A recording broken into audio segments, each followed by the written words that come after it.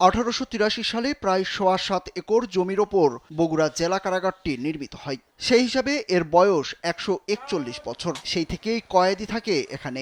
কারাগারটি শহরের ব্যস্ততম এলাকায় অবস্থিত। এর উত্তরে জেলা প্রশাসকের কার্যালয়, পশ্চিমে পুলিশ সুপারের কার্যালয়, দক্ষিণে সিভিল সার্জন অফিস, জেলা প্রশাসকের বাসভবন, অফিসার্স ক্লাব ও উপজেলা স্বাস্থ্য কমপ্লেক্স, আর মধ্যখানে বগুড়া জেলা কারাগার।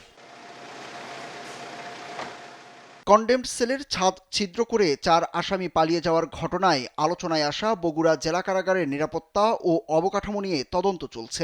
এ ঘটনায় প্রায় ১৫০ বছরের পুরনো ভবনের অবকাঠামোগত ত্রুটি ও নিরাপত্তা ব্যবস্থার দুর্বলতাকে দায়ী করছেন তদন্ত সংশ্লিষ্টরা।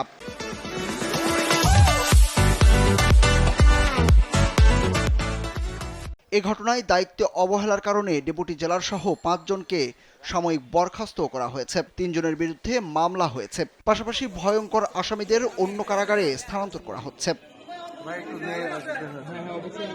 কারাগার সূত্র বলছে, বগুড়া কারাগারের কনডেমড সেল রয়েছে ৫টি। এর মধ্যে একটিতে ছিল পালিয়ে যাওয়া মৃত্যুদণ্ডপ্রাপ্ত ৪ আসামি। তারা পালানোর সুযোগ পেয়েছে কারাগারের অবকাঠামোগত ত্রুটির কারণে। ব্রিটিশ আমলে তৈরি ওই কারাকক্ষের ছাদ তৈরি হয়েছিল ইট, বালু ও চুন সুরকি দিয়ে। এখানে কোনো রড ছিল না, ফলে জরাজীর্ণ ছাদ ছিদ্র করতে সমর্থ হয়েছিল তারা। তাদের এমন জরাজীর্ণ সেলে রাখা নিয়েও প্রশ্ন উঠেছে। কারাগারের সব সিসিটিভি ক্যামেরাও সচল নেই। ৭২০ বন্দী ধারণ ক্ষমতার কারাগারটিতে এখন ৩ গুণের বেশি, অর্থাৎ ২,২০০ বন্দী আছে। কারাগারের ২ প্রান্তে রয়েছে ২টি কনডেমড সেল। এর মধ্যে উত্তর পূর্ব প্রান্তের কনডেমড সেল জাফলংয়ে ছিল এই ৪ কয়েদি। এই সেলের অন্য ৪ কক্ষে ছিল ১৫ থেকে ১৬ জন জেএমবির জঙ্গি। কারাগারের ভেতরে এই ভবন একতলায় এবং ব্রিটিশ আমলে ইট সুরকি দিয়ে তৈরি। এ কারণে ভবনটির নিরাপত্তা ব্যবস্থা ছিল প্রশ্নবিদ্ধ। আশপাশে নতুন বহুতল একাধিক ভবন থাকার পরও ভয়ঙ্কর খুনিদের এই পুরনো ভবনেই রাখা হয়। এই ভবনের আশপাশে কোনো নিরাপত্তা চৌকিও ছিল না। পেছনের এই স্থান দিয়ে চেলোপাড়ার একটি অংশে চলে যাওয়া যায়। রাতে নির্জনতার সুযোগে ২৫ দিন ধরে ৮ থেকে ১০ ইঞ্চির মোটা ছাদ কেটে ফেলতে কোনো বেগ পেতেই হয়নি ওই ৪ কয়েদির। বগুড়ার পুলিশ সুপার সুদীপ কুমার চক্রবর্তী জানান, কারাগারের ওই ভবনটি ব্রিটিশ আমলে নির্মিত। এই কারণে ছাদে কোনো রড ছিল না। চুন সুরকির কাজ করা ছাদ কেটে তারা বেরিয়ে গেছে।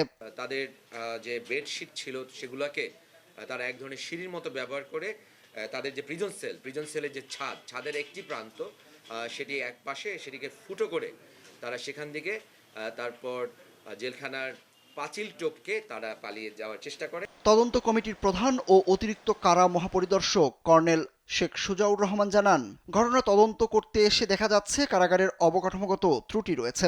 সীমানা প্রাচীর থেকে সেলগুলো নিরাপদ দূরত্ব রাখা উচিত ছিল। এগুলো বিবেচনায় নেওয়ার সময় এসেছে। জেল সুপার আনোয়ার হোসেন জানান, এই ঘটনার দায়িত্ব অবহেলার কারণে 2 দিনে একজন ডেপুটি জেলার সহ 5 জনকে সাময়িক বরখাস্ত করা হয়েছে। আরও 3 জনের বিরুদ্ধে বিভাগীয় মামলা হয়েছে। এছাড়া নিরাপত্তার কারণে ঝুঁকিপূর্ণ আসামিদের কারাগার থেকে স্থানান্তর করা হচ্ছে। তাদের বিরুদ্ধে মামলা দেওয়া হয়েছে। তারপরে নিরাপত্তায় আরো জোরদার 5 জনকে সাময়িক বরখাস্ত করা হয়েছে। 5 জনকে সাময়িক বরখাস্ত করা হয়েছে, 3 জনের বিভাগীয় মামলা করা হয়েছে, আর তদন্ত চলমান রয়েছে।